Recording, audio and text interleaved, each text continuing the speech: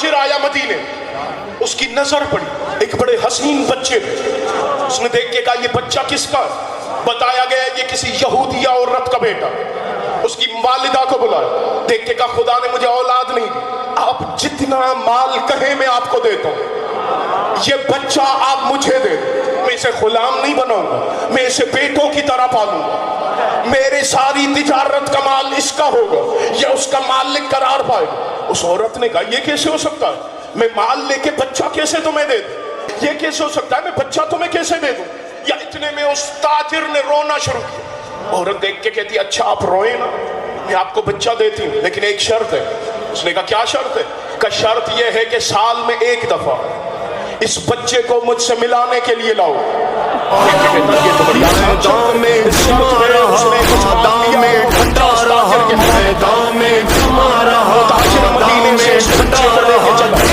دریا کے راستے سے، آبی راستے سے، دریا میں وہ کشتی پہ بیٹھا، اس بچے کو بھی بٹھایا۔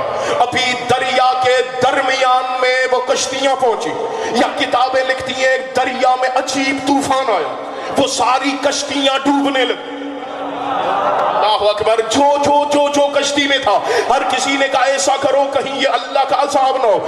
ایسا کرتے ہیں کہ جس کشتی میں بھی جو سوار ہے وہ اپنے اپنے غلام کو صدقے کی طور پہ اس پانی میں پھینک دے۔ سب نے اپنے اپنے غلاموں کو پھینکا، اس سے زیادہ جلدی میں کر نہیں سکتا، سب نے اپنے اپنے غلاموں کو پھینکا۔ اسے کہا تو اس بچے کو پھینک۔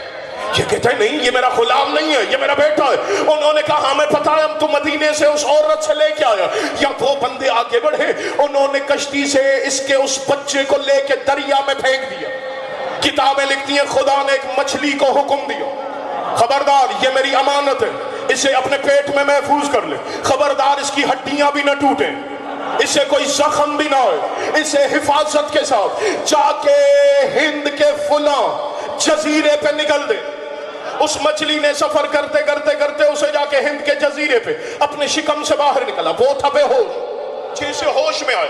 اللہ اکبر، اللہ اکبر۔ اب میں جلدی کر رہا ہوں تو آپ جلدی جلدی سفر کرنے کی کوشش کریں۔ وہ جیسے ہوش میں آئے، اسی جزیرے کا تھا بادشاہ، اس نے وصیت کی تھی جب میں مر جاؤں یہ جو میرا سفید باز ہے نا، سفید پرندہ، یہ جس کے سر پہ بیٹھ جائے اسے میرا تاج پہنا دینا، اسے میرے تخت پہ بٹھا دینا۔ کتابیں لکھتی ہیں 3 دن تک وہ باز اڑتا رہا، کسی کے سر پہ بیٹھتا نہیں، شام کو پھر واپس آ جاتا۔ تیسرے دن جیسے وہ بچہ، اللہ اکبر، جسے سمندر میں پھینکا گیا تھا، وہ جو تاجر مدینے سے لایا تھا، وہ جیسے گزرا نا، وہ باز سفید جا کے اس کے سر پہ بیٹھا۔ انہوں نے کہا بادشاہ سلامت ہے ہمارے، چلے اس کے سر پہ تاج رکھا، اسے تخت پہ بٹھایا۔ اللہ اکبر، اسے تخت پہ بٹھایا۔ 1 سال بعد وہ تاجر واپس گیا مدینے سے، وہ تاجر واپس مدینے آیا۔ کیا اس عورت کو پتا چلا کہ وہ تاجر آیا؟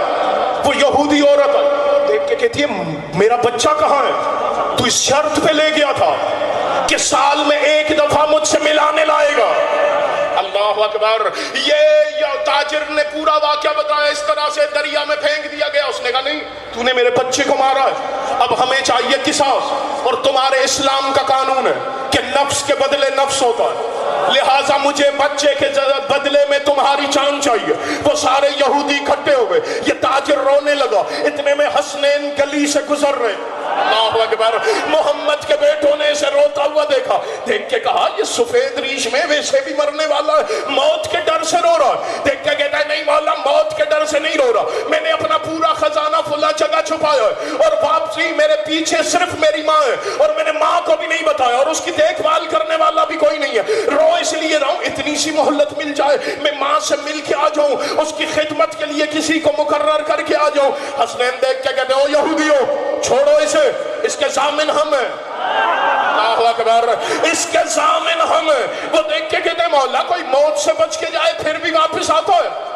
حسین دیکھ کے کہتے پہچانو میں محمد کا بیٹا کہہ رہا ہوں۔ اللہ اکبر۔ انہوں نے اس تاجر کو چھوڑ دی، جو دن مقرر تھا نا، اس سے زیادہ جلدی تو میں کر ہی نہیں سکتا نا میرے بھائی، جو دن مقرر تھا اس دن وہ تاجر واپس آنے لگا۔ یہودی مصطفیٰ کے بھی دشمن، مصطفیٰ کے بیٹوں کے بھی دشمن، یہ اس راستے پہ جا کے کھڑے ہوئے جہاں سے تاجر نے آنا تھا، اس کے ہاتھ پاؤں باندھے، اسے کنویں میں پھینک دیے۔